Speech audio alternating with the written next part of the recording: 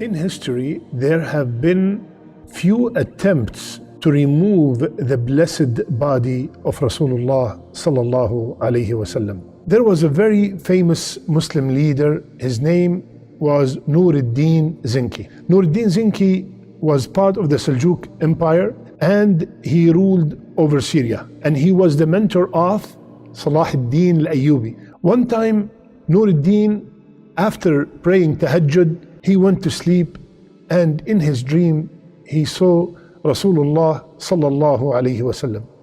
And Rasulullah sallallahu alayhi wasallam, in that dream, he pointed out two men with blonde hair, and he told Nuruddin, which his first name is Mahmud, Ya Mahmud, save me from these two men.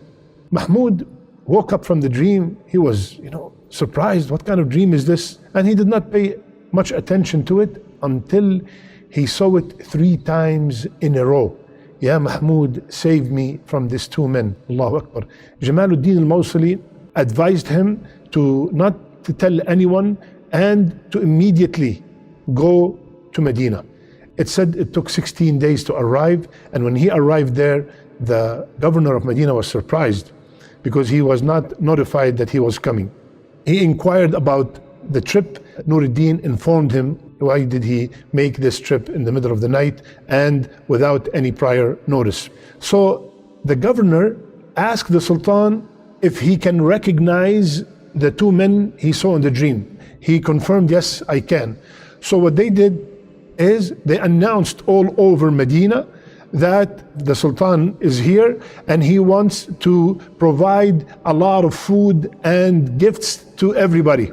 So when this news spread in Medina, everybody started coming, and the whole idea was to see and find out if these two men were among the people coming and taking the gifts. So a lot of people came and they all get gifts and food, and they were not able to identify those two men. They were not among them. So when they finished, the Sultan asked the governor, are these the only people in Medina? That's it? There's nobody else? He said, there are two men that came from Morocco recently. They have been praying a lot and they have been giving a lot of money to the people. They're very kind, they're very generous. So he said, can we see them? When they walked in, immediately the Sultan Nuruddin Zinki recognized that these are the same two men he saw in his dream. So after questioning them, the Sultan, seeing them in the dream, he knew that they are not telling the truth. So he went to their tent and looked, he did not find anything. And then he saw carpet, he took it out, and under it there was a lot of money. And after intensive search, they found that they dug a tunnel, and the tunnel is almost by the chamber. Allahu Akbar. They admitted to their mission, and they said, we are here to steal the body of Rasulullah sallallahu alaihi wasallam. And they were Christians, Moroccans, and they want to take it back to Rome.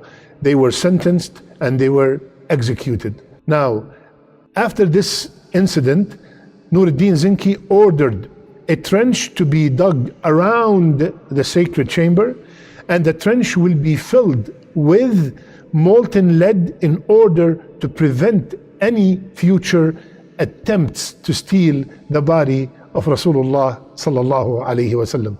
Allahu Akbar. There is a couple of lessons. Number one, Allah subhanahu wa ta'ala, He said in Surah Al-Ma'idah, Wallahu ya'asimuka minan nas. Ya Muhammad sallallahu alayhi wa sallam, Allah defend you, Allah protect you from nas, from mankind. And He told us in many places in the Quran that whomsoever harm Rasulullah sallallahu alayhi wa sallam will be harmed in the dunya and in the akhirah. How the leaders of the past, when they heard that there is something harmful to Rasulullah sallallahu alayhi wa sallam, immediately themselves did something